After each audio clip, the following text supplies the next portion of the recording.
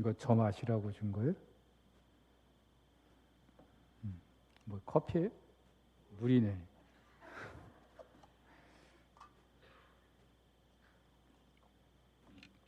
반갑습니다. 좀 반갑다고 티 좀 내보세요, 좀. 여러분들하고 같이 이렇게 예배를 드린 게 꽤 오래간만인데, 모처럼 여러분 앞에 섰는데 이렇게 복장이 좀 너무 헤비해 보여서 미안합니다. 근데 오늘 추수감사 주일이고 또 성찬식이 있어서 부득이하게 제가 오늘 설교를 하게 됐는데, 오늘이 전도 축제 날이라면서요. 오늘은 우리 이성복 목사님이 설교를 하셔야 되는데, 목사님 설교는 다음 주에 더 들으시고, 오늘 추수감사 주일 그리고 성찬식 진행하면서 하나님 우리에게 주시는 말씀을 우리 같이 나누기를 바랍니다. 여러분, 한자로 과유불급이라는 말 들어보셨어요? 방송실 자막이 안 되나 봐요. 과유불급. 이제 나오네. 들어보셨어요? 넘치는 것은 모자란 것만 못하다. 자, 지금 제 컵에 물이 한 3분의 2 정도 있어요. 내 잔을 넘치게 해달라, 그런 찬양도 있죠. 그런데 저한테 물을 많이 주려고 인심을 써가지고 물을 넘치게 여기서 담아놨다면은 제가 어떻게 마시겠어요? 막 흘리면서 마시지 않겠어요? 차라리 모자라는 것만 못하지 않겠습니까? 운동도, 여러분들 운동하는 분들이 있죠. 근데 운동을 열심히 하는 것까지는 좋은데 너무 과하게 해가지고 막 근육이 찢어져서 병원에 가고 막 그 정도로 운동하는 분들은 없겠지만, 배가 고파서 음식을 너무 많이 먹었어요. 많이 먹은 것까지는 좋은데 소화제 먹고 막 난리를 친다면은 음식을 많이 먹은 것이 적게 먹은 것만 못할 때가 있겠죠. 자, 돈도 마찬가지예요. 여러분들도 돈 좋아하죠? 네. 근데 돈 많은 건 좋은데 너무 많아도, 근데 여러분들 생각에 목사님 제발 좀 많아봤으면 좋겠어요. 뭐 그럴 수도 있어요. 많아봤어야 뭐 많은 게 모자라는 것만 못하다 그거를 경험을 할 거 아닙니까? 자, 그런데 이 세상에는요, 그렇게 넘치는 게 모자라는 것만 못할 때가 참 많습니다. 그런데 여러분, 아무리 넘쳐도 괜찮은 게 있어요. 뭐가 있을까요?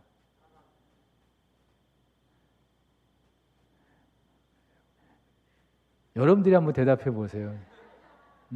아무리 넘쳐도 괜찮은 거. 그래, 사랑. 좋아요. 또 너무 상투적인 대답 말고 남친은 적당히 있으면 되겠죠. 아무리 넘쳐도 괜찮은 거. 예, 우리 그리스도인들에게 있어서 아무리 넘쳐도 괜찮은 거, 뭐 사랑 금방 말씀하셨고, 지혜도 많으면 많으면 좋지 않겠어요? 또 믿음도 그렇고 하나님 은혜가 그렇고, 오늘 본문에서도 바울이 이렇게 말합니다. 그러므로 너희가 그리스도 예수를 주로 받았으니 그 안에서 행하되 그 안에 뿌리를 박으며 세움을 받아 교훈을 받은 대로 믿음에 굳게 서서 감사함을 넘치게 하라. 감사함을 넘치게 하라. 자, 예수 그리스도를 주로 고백한 우리 그리스도인들의 삶 속에서 나타나야 될 대표적인 것들을 말하고 있습니다. 그런데 뿌리를 받고 세움을 받아 믿음에 굳게 서서, 자, 이 세 가지는 수동형이에요. 우리 한글 성경은 이게 수동태인지 능동태인지 잘 구분이 되지 않습니다만은 원어 성경을 보면은 수동태예요. 무슨 말이냐면은 뿌리를 박는 것, 세움을 받는 것, 믿음에 굳게 서는 것, 내 소관이 아니라는 것이죠. 하나님께서 주권을 갖고 계시다는 거예요. 근데 마지막 감사를 넘치게 하라. 이거는 능동태로 되어 있습니다. 무슨 말이냐면은 감사를 넘치게 하고 그렇게 하지 않을 그 소관이 누구라는 거예요? 나라는 거죠. 내가 감사를 넘치게 할 수도 있고 그렇게 하지 않을 수도 있다는 겁니다. 여러분, 우리 그리스도인들에게 있어서 믿음만큼 중요한 게 없습니다. 믿음으로 우리가 구원을 받았어요. 아무리 우리가 하나님의 자녀가 되고 또 하나님의 백성이 되고 싶어도 믿음이 없으면 절대로 불가능한 일입니다. 그런데 이 믿음은요, 내가 그 믿음을 갖고 싶다고 해서 주어지는 게 아니라 하나님께서 택하신 백성들에게 선물로 주시는 거예요. 오늘 이 자리에 처음 온 친구들이 있을 거예요. 그냥 우연히 그래 친구의 초청으로 한번 참석해 줄게 해서 온 분들도 있겠습니다만은 오늘 이 예배를 참석하면서 예수 그리스도가 어떤 분인지 그리고 우리가 어떻게 해야 구원을 받을 수 있는지 여러분들이 알게 되었다면 여러분들의 인생에서 그 무엇과 비교할 수 없는 놀라운 그런 은혜를 또 놀라운 기회를 갖게 된 것입니다. 우리는 예수 그리스도를 믿음으로 하나님의 백성이 되었고 하나님의 자녀가 되었어요. 그리고 이 믿음은 하나님의 선물이에요. 그런데 이렇게 믿음으로 우리가 구원을 받습니다마는 구원 이후 우리 그리스도인들이 살아가는 삶의 방식도 믿음입니다. 우리 그리스도인들 중에 구원은 믿음으로 받았는데 구원 이후에는 여전히 세상의 방식대로 사는 친구들이 많이 있어요. 여러분들뿐만이 아니라 우리 기성세대 우리 성도들도 마찬가지예요. 생각하는 것이 그리고 세상을 살아가는 그런 삶의 기준들이 여전히 이 세상의 것에 얽매여 있어요. 그러면서 주일날 한번 와서 예배드리고 나는 그리스도인이다 그렇게 말하는 분들 있어요. 근데 여러분 그것은 절대로 믿음으로 사는 삶의 방식이 아니에요. 여러분 우리가 이 믿음으로 산다는 것 그러면 어떻게 무엇으로 증명할 수 있을까요? 그것은 바로 우리가 살면서 얼마나 감사를 넘치게 하고 살아가는가 나의 믿음이 어느 정도인가 그것을 알게 되는 것 그것이 바로 감사라는 거예요. 수필가 장영희 교수님이라는 분이 있어요. 작고하셨는데 이분의 수필 가운데 이런 이야기가 있습니다. 이 장영희 교수님이 1984년 미국 뉴욕으로 이제 유학을 떠나게 됩니다. 6년 동안 학교에서 공부를 마치고 이제 마지막 박사학위 그 논문 심사만 남겨두고 있었어요. 자, 6년 동안 고생해가지고 이제 마지막 학위를 앞두고 있는 겁니다. 얼마나 설레는 시간이겠어요? 자, 그래서 그 지난 6년 동안 열심히 이제 공부하고 또 작성을 했던 그 논문 최종본 그것만 딱 남겨두고 나머지 뭐 초고라든지 그런 논문을 준비하면서 또 수집했던 여러 자료들 이제 다 버려버렸어요. 목사님도 설교 준비하면서 설교 준비하기까지 여러 자료들을 많이 이렇게 수집을 합니다. 그러다가 딱 설교가 완성이 되고 나면은 이제 그 설교 준비하면서 수집했던 그 자료들 뭐 책으로 돼 있는 거는 버릴 수 없지만 이렇게 낱장으로 목사님이 카피했던 것들이 있으면은 그냥 이제 쓰레기통에 들어가는 거예요. 이 교수님도 최종본만 이제 심사를 하기 위해서 남겨두고 다 버려버렸어요. 그리고 마침 LA에 언니가 살고 있었는데 그 언니네 집에 가고자 했다가 언니가 급하게 또 이제 서울로 들어갔다고 해서 그 LA에 있는 한 친구 집에 가서 차 한 잔을 하게 되었습니다. 그런데 한 10분이 지났을까요? 그 친구의 딸이 들어오면서 도둑이 와가지고 이 교수님 차 트렁크에 있는 가방을 다 가지고 갔다는 거예요. 자, 그 논문 최종본을 그 교수님이 차 트렁크에 넣어두었는데 그 논문도 훔쳐간 거예요. 자, 다른 것 훔쳐갔으면은 그래도 괜찮아. 그런데 6년 동안 고생해서 이제 논문을 딱 이제 만들었는데 그걸 잃어버린 거예요. 요즘에는 이미 다 카피본이 있잖아요. 그리고 파일도 얼마든지 우리가 복사를 할 수 있기 때문에 괜찮은데 그 당시만 해도 여러분들 타자로 논문을 작성을 해야만 했던, 그러니까는 뭐 따로 복사본을 만들 수 있는 그런 상황이 아닌 거죠. 그냥 교수님들에게 이제 최종 심사를 받기 위한 그 최종본만 딱 남겨두었는데 그걸 도둑을 맞은 거예요. 얼마나 하늘이 무너지는 것 같지 않았겠습니까? 어떻게 뉴욕으로 다시 돌아왔는지 기억도 없었고 기숙사 돌아와서도 아무것도 못 먹고 사흘 동안 밤낮을 그렇게 보내게 되었다고 합니다. 자, 그런데 그렇게 한 며칠 지내고 있는 동안에 어느 날 커튼 사이로 한 줄기 빛이 이렇게 비춰오고 마음속으로부터 이런 음성이 들려오기 시작했다고 합니다. 괜찮아. 다시 시작하면 되잖아. 기껏해야 논문인데 뭐.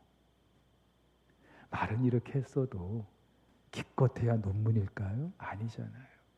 그런데 이 교수님은 좀 인생을 좀 더 길게 본 거죠. 지금 당장은 이 논문 때문에 내 인생이 어떻게 될 것 같은데, 그러나 다시 시작할 수 있다는 것 때문에 괜찮아. 결국 1년을 다시 수고해가지고 그 논문을 완성을 하게 됩니다. 그리고 논문을 시작하면서 그 헌사 부분에 이렇게 기록을 했다고 하여 내게 생명을 주신 사랑하는 부모님께 이 논문을 바칩니다. 그리고 내 논문 원고를 훔쳐가서 내게 삶에서 가장 중요한 교훈, 다시 시작하는 법을 가르쳐준 도둑에게 감사합니다 하고 말이죠. 여러분, 참 귀한 도전이 되는 그런 대목인데, 보통 사람 같으면은 내 인생이 왜 이렇게 꼬이나, 왜 이렇게 되었나, 이제 나는 진짜 아무것도 기댈 것이 없다, 소망이 없다, 그렇게 생각할 수 있을 거예요. 그런데 이분은 감사를 선택하였고, 그리고 그 결과 이후에 놀라운 삶을 살게 됩니다. 근데 사실 같은 상황에서 감사를 우리가 선택한다는 게 쉽지 않아요. 여기서 우리가 감사하지 못하게 하는 몇 가지 적들이 있다는 걸 알 수 있습니다. 그 중에 가장 대표적인 것이 욕심이에요. 욕심. 이런 말이 있다고 합니다. 사람의 욕심은 너무 높아서 커트라인이 없는데 심지어 하나님도 우리의 욕심을 채울 수 없다. 하나님은 우리의 필요를 채워주시는 분이지 우리의 욕심을 채워주시는 분이 아니거든요. 여러분, 아무리 여러분의 욕심을 채우려고 해도, 좀 채워진 것 같아도 지나고 보면은 여전히 그 자리일 수 있어요. 여러분이 이제 직장 생활하는 친구들도 있어요. 직장에 가서 뭐 초봉, 글쎄 요즘 얼마를 받는지 모르겠습니다만은 뭐 2천만 원 받을 수도 있고, 좀 더 많이 받으면 3천 받을 수도 있고, 더 많이 받을 수도 있어요. 자, 초봉이 3천이라고 해봅시다. 시간이 지나면서 나랑 같이 대학 다니고 같이 공부했는데 어떤 친구는 막 4천, 5천 이렇게 받아요. 부럽겠죠. 나도 4천, 5천 받았으면 좋겠는데 그렇게 열심히 해가지고 연봉 4천, 5천 받았어요? 만족할까요? 아닐 거예요. 나도 1억 받을 수 있는데. 여러분, 학교에 가서 그 좁은 기숙사 생활하다가 친구가 따로 독립을 해가지고 원룸에 살고 있어요. 한번 놀러 갔는데 너무 좋은 거예요. 야, 나도 기숙사를 나와서 이 원룸에 좀 지내면 좋겠다.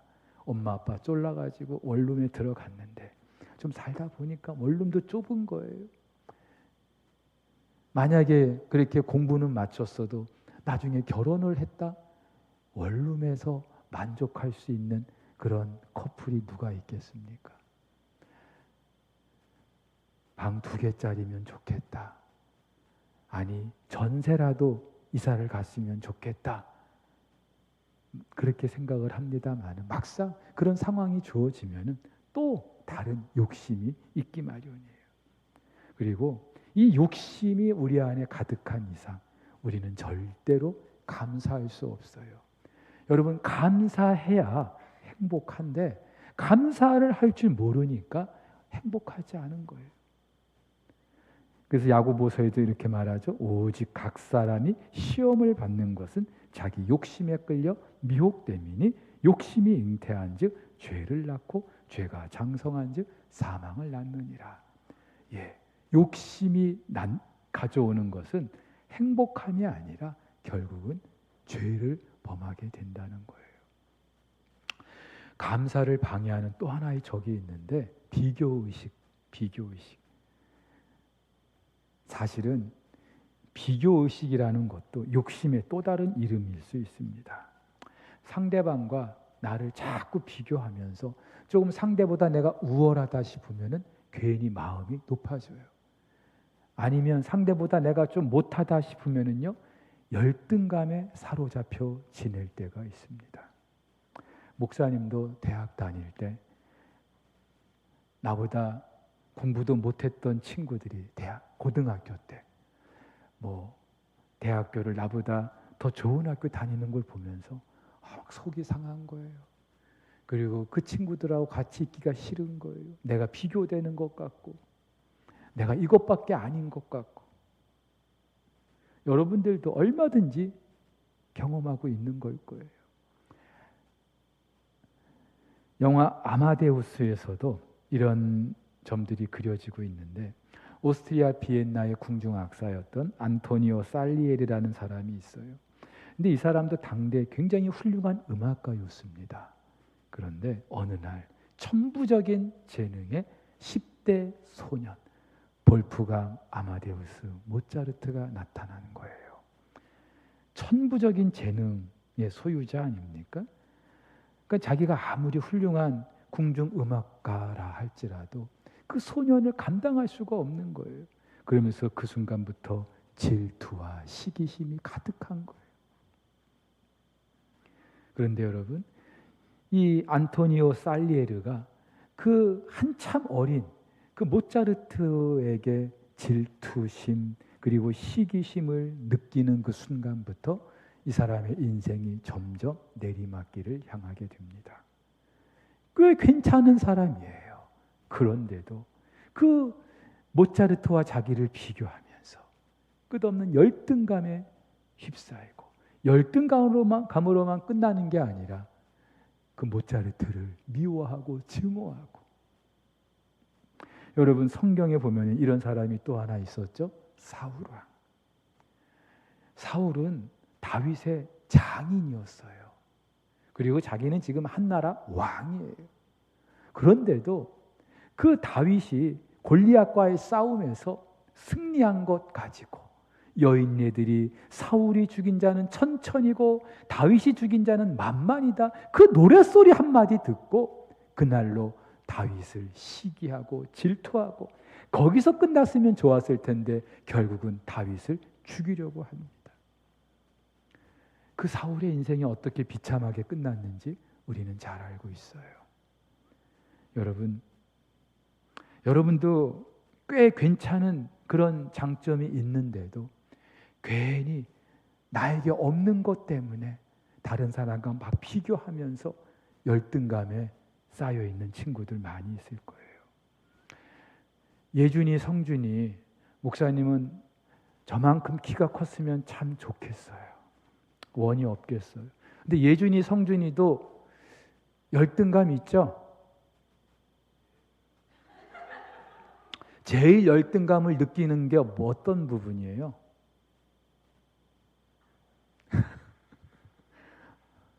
있는데 공개적으로 이야기하기는 좀 그렇고,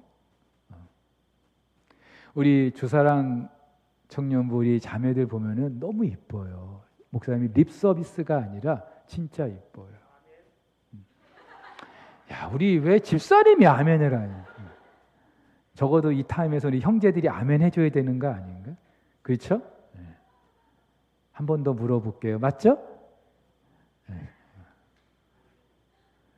근데 뭐 얼굴 이쁜 사람 열등감이 없겠습니까? 그런데 세상 쓸데없는 게 이 비교하는 거예요. 여러분, 그리스도 안에서 저와 여러분들은 새로운 피조물이라고 성경이 분명히 말하고 있어요. 물론 성경의 내용하고 내가 실제로 살아가는 이 현실 속에서 느끼는 괴리감은 이루 말할 수가 없죠. 근데 여러분, 세상의 소리에 귀를 기울이고 살래요? 아니면 여러분들의 주인이신 하나님의 그 말씀에 귀를 기울이고 살래요? 선택은 여러분들의 몫이에요. 그런데 어떤 선택을 하는가에 따라서 여러분의 인생은 완전히 차원이 다르게 될 거예요. 그리스도 안에서 나는요, 유일한 나예요. 하나님의 작품이에요. 상품은 이것저것 비교할 수 있어요. 가격을 두고 품질을 두고 비교할 수 있어요. 하지만 작품은요, 절대로 비교할 수가 없어요. 그것도 하나님의 걸작품인데, 우리 사랑하는 청년 여러분, 여러분은 하나님의 걸작품인 것을 믿고 그 어떤 열등감에서 자유할 수 있기를 주님의 이름으로 축복합니다. 또 하나가 있다면은 감사를 방해하는 또 하나, 염려, 걱정이죠. 사실 이 걱정과 염려도 백해무익한 거예요. 국가기상대에서 조사를 해봤다고 하는데 어느 한 도시에 안개가 자욱하게 낀 거예요. 그런데 우리 생각에는 정말로 엄청난 그 수분이 그 도시를 장악하고 있는 것 같이 생각을 하는데, 그 도시를 자욱하게 뒤덮고 있는 그 안개를 다 걷어가지고 그것을 실제로 압축하면은 물 한 컵도 안 나온대요.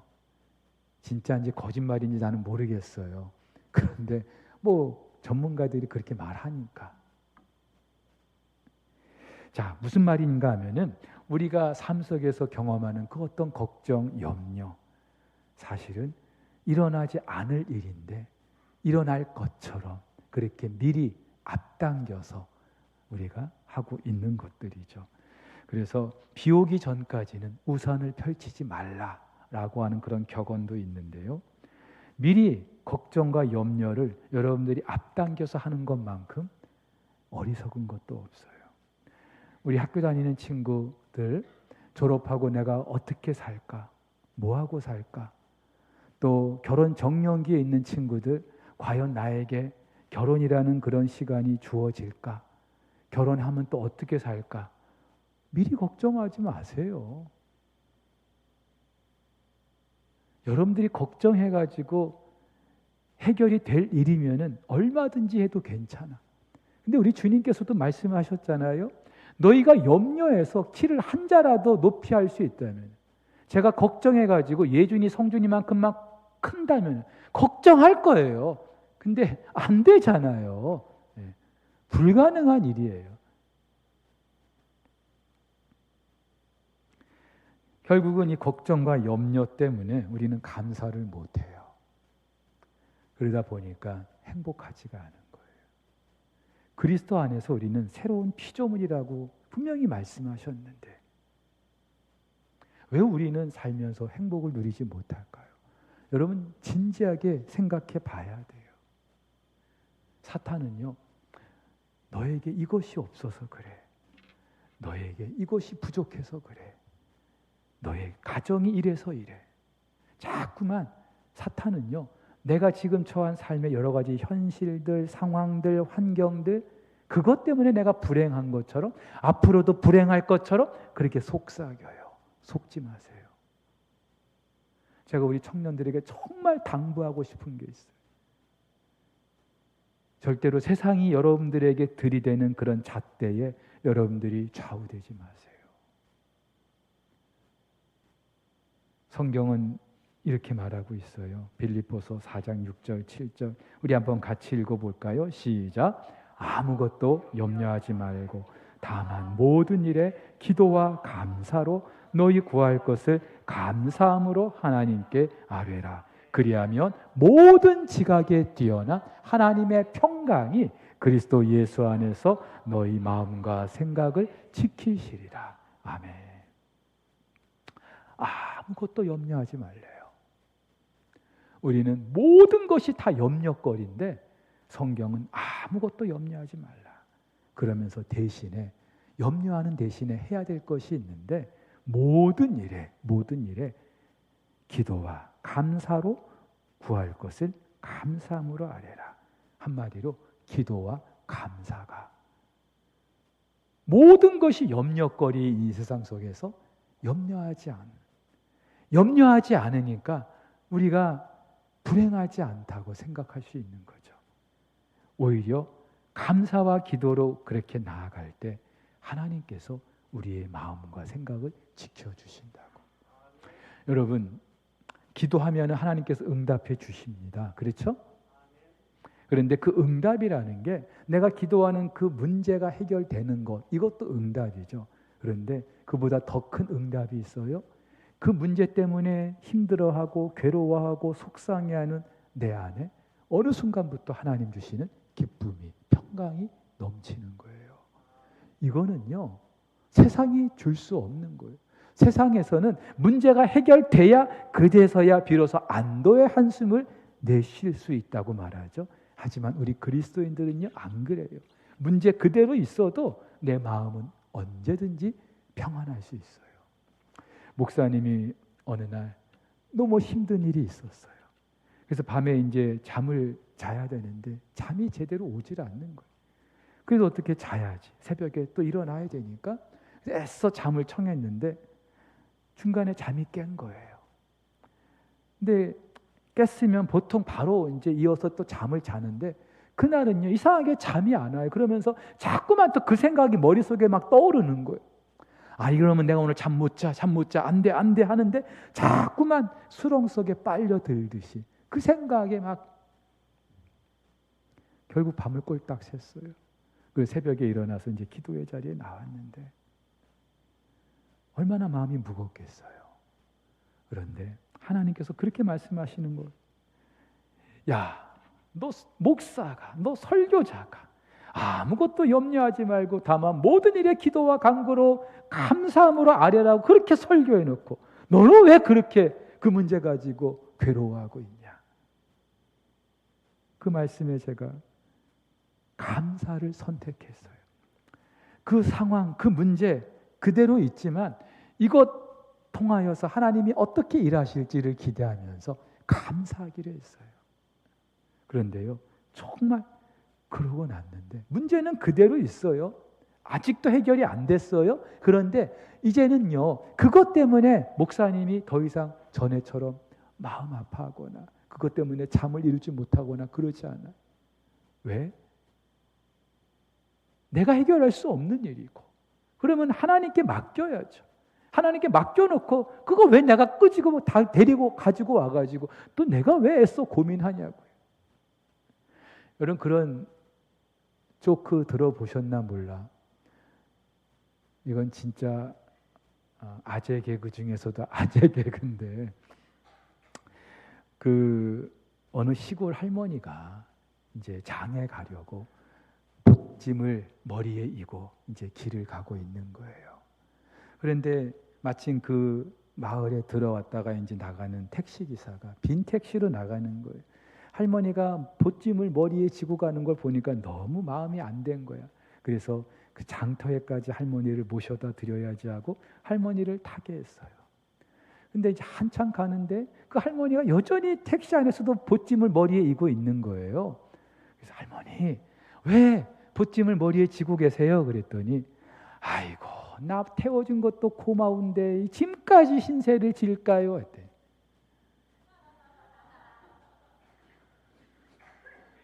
죄송합니다. 목사님이 진짜 그렇다고 아무런 얼굴 표정도 없는 친구들이 있습니다. 근데 우리 그리스도인들이 그렇게 살 때가 많거든요. 기도조차 하지 않는 친구들. 기도한다고 하면서도 기도할 때는 다 맡겨드린 것 같은데 집에 와가지고는 여전히 그 짐을 도로 싸갖고 오는 친구들.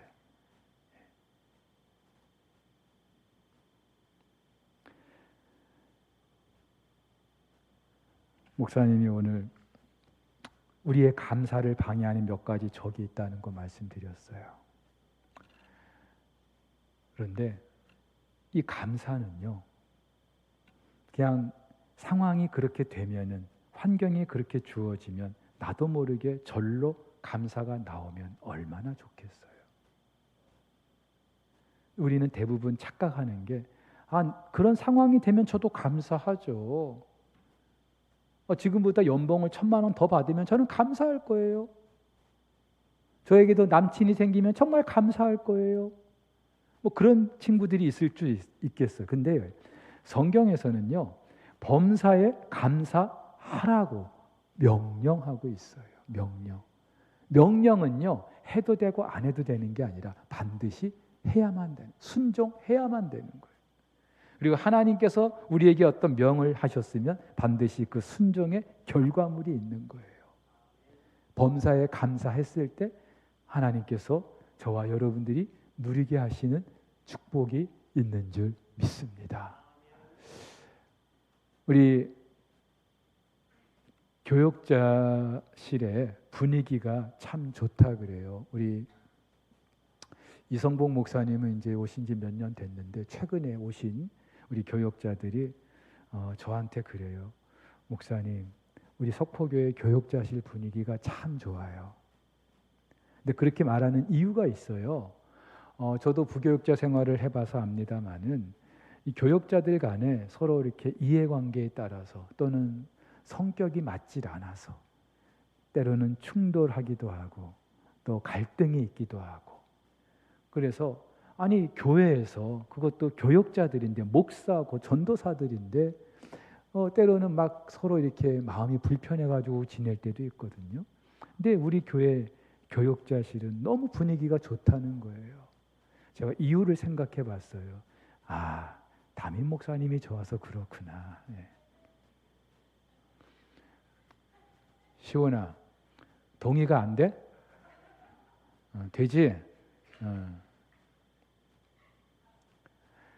근데 이제 그만큼 우리 교역자들이 서로 존중하고 배려하기 때문에 그렇겠죠. 근데 이 분위기가 좋아진 또 다른 이유가 있어요. 매주 토요일마다 우리 교역자들이 함께 모여서 기도하는 시간이 있습니다. 정말 뜨겁게 간절히 기도해요. 근데 기도하기 전에 한 주간 살면서 감사했던 그 제목들을 나누기 시작합니다. 감사 제목을 나누려면은 자기 삶을 나눠야 될 거 아니에요. 내가 지난 주간에 이런 일이 감사했습니다. 그러면은 다른 교역자들이 알 수 없는, 그런데 개인의 삶을, 또 가정의 삶을 오픈해야 되잖아요. 이게 익숙하지 않죠. 처음에는 좀 쭈뼛쭈뼛하고 소극적이었던 우리 교역자들이 시간이 지나면서 이제는 과감하게 자기들의 삶을 오픈하면서 감사 제목을 나누는 거예요. 근데 그 자리에 이렇게 있는 게 얼마나 감사한지, 다른 교역자들 감사하는 이야기 듣고만 해서도 은혜가 되는 거예요. 우리 청년들 사랑 나눔할 때 감사를 나눔을 하고 있죠. 만약에 하지 못한다면은 제일 먼저 지난 한 주간 감사했던 거 한번 여러분들이 나눠보면은 참 좋을 것 같아요. 간접적으로 여러분들이 하나님의 은혜를 경험할 수 있는 시간이고, 또 내가 감사한 걸 통해서 다른 친구들에게 도전이 될 수도 있어요. 그래서 이런 말이 있습니다. 탈무드에 보면은 세상에서 가장 지혜로운 사람은 배우는 사람이고, 남에게 배우는 사람이고, 세상에서 가장 행복한 사람은 감사하며 사는 사람이다. 저는 우리 석포교회 모든 친구들이, 우리 청년들이 삶 속에서 하나님 주신 이런 행복을 마음껏 누렸으면 좋겠어요. 그런데 이 행복은 우리가 그리스도 안에 있으면서 우리가 저절로 누릴 수 있는 것이기도 한데, 그러나 우리가 어떤 의도적인 선택을 해야만이 누릴 수 있는 것이기도 해요. 그것은 똑같은 그런 상황 속에서 불평과 원망과 걱정과 염려가 아니라 감사를 선택할 때 여러분의 마음에 하나님 주시는 기쁨과 평강이 있고, 실제로 여러분의 인생 가운데 하나님께서 행하시는 일들을 경험하게 될 줄로 믿습니다.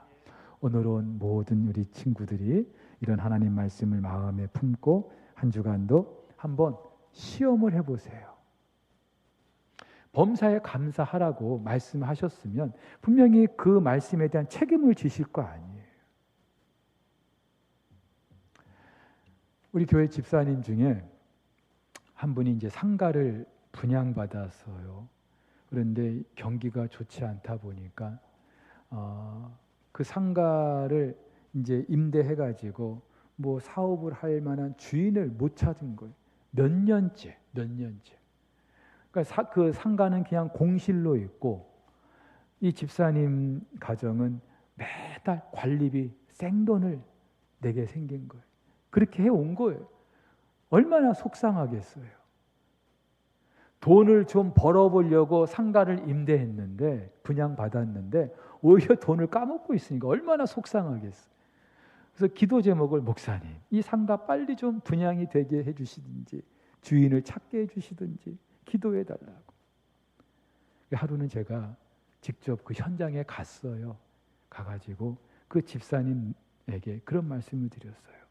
집사님, 이 상가 빨리 주인 찾게 해달라고 기도하는 것도 좋은데 이 상가 때문에 감사한 게 뭐가 있는지 생각해 보시고 하나님께 감사의 기도를 한번 드려보세요.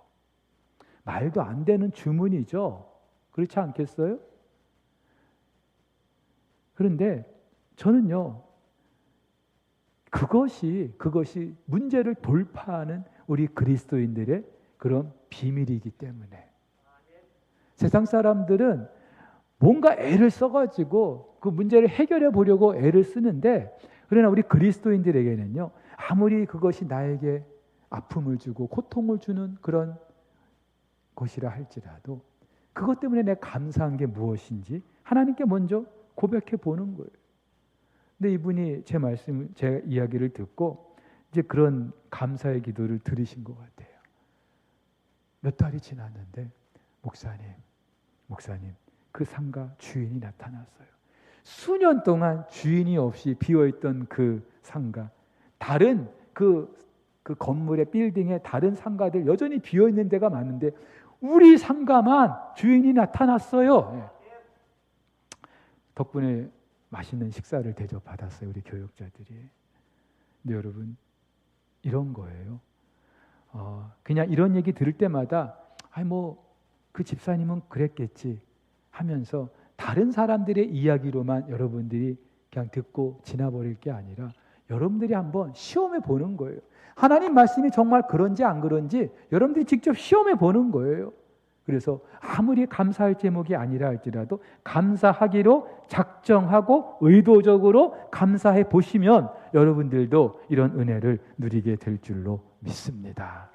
아멘입니까? 네, 그렇게 우리 청년들의 삶 속에서 하나님 도우시는 은혜를 경험할 수 있기를 주님의 이름으로 축복하면서 이어서 우리 성찬식 진행할 텐데, 우리 함께 찬양, 감사, 오늘 숨을 쉬는 것 감사, 나를 구원하신 것 감사, 우리 감사하면서 함께 우리 성찬식 거행하도록 하겠습니다.